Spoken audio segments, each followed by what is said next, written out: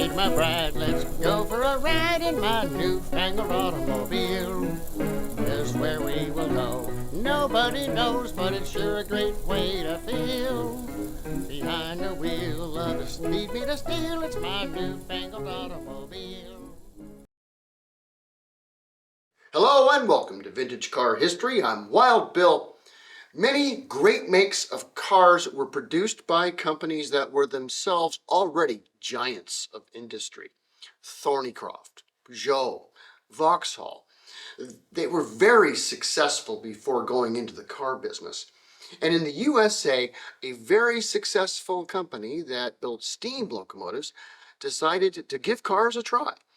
And these were some of the best race cars in America prior to World War I. So today, we're taking a look at Alco. The American Locomotive Company was organized in 1901 at the behest of a very wealthy New York stockbroker, Mr. Pliny Fisk. Fisk gathered 7 locomotive manufacturers under one corporate umbrella to compete with the big train makers in the U.S. like Baldwin. Armed with manufacturing facilities in 7 states, Alco was immediately prosperous, making steam locomotives for commercial and government use around the world, and would become the second largest locomotive maker in America. Though the corporate entity was new, the companies that formed it had many decades of experience and establishment as manufacturers in the transportation industry, and after only 4 years of existence, the decision to get into the car business was made.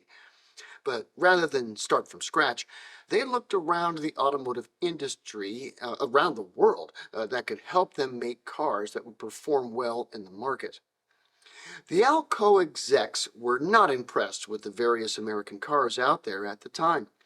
The company was headquartered in Schenectady, New York, which has 4 seasons, poor roads, if any, and is extremely hilly. If Alco was going to make a car, it had to be able to handle that terrain in their own backyard.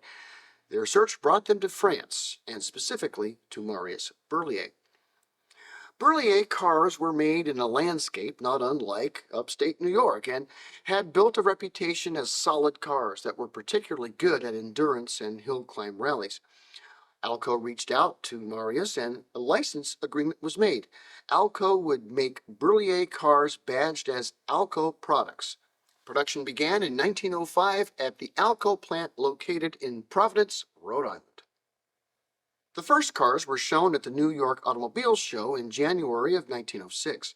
Initially called the American Burlier, a 4-cylinder 40-horsepower chassis and 2 24-horsepower models, one with a Landaulet body and the other with an open tourer. 4-speed transmissions were standard and all came with chain drive to the rear wheels. Advertised as a luxury touring car made for American roads, they sold fairly well, with 200 cars sold in the first year. Within 2 years, it became clear that there were some minor issues. First, many of the parts and components were being sourced from Burlier in France, but it soon was obvious that most if not all of the components could be made locally for less money and be of equal or even greater quality than the French products. Secondly, since it was a French car, all of the measurements, bolt sizes, and other metrics were done using the metric system, and most American mechanics didn't have metric tools. In 1908, Alco offered their first 6-cylinder car to the market. 60 horses under the hood with tons of torque, Alco's expertise in metallurgy allowed them to build each engine block from vanadium steel as well as the crankshaft, rods, pistons, and cams. The transmission was also so constructed, so the Alco cars proved to be just about unbreakable. In 1909, the initial 3-year agreement with Burlier expired, and rather than renew the license, they allowed it to expire and designed their own car. These would be the first to bear the Alco name. Chain drive was replaced with a drive shaft. Bosch dual ignition was added. These cars were fast and powerful and proved such on the track, winning both the 1909 and 1910 Vanderbilt Cup races. In 1913, Alco converted to electric lighting and added a searchlight, courtesy lamp concealed beneath the curbside door, disappearing windows, and a distinctive white band around the upper body and cowling of each car.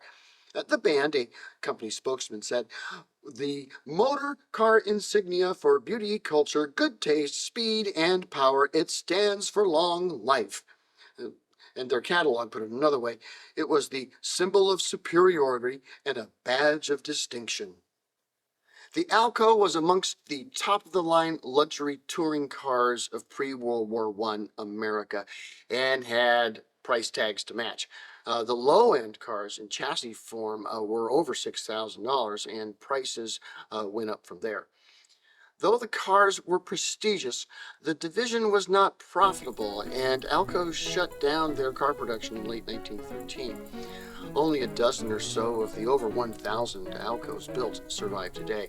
And if you have one, you have a very special veteran American car. Thanks for watching Vintage Car History, and we will see you next week. Peace.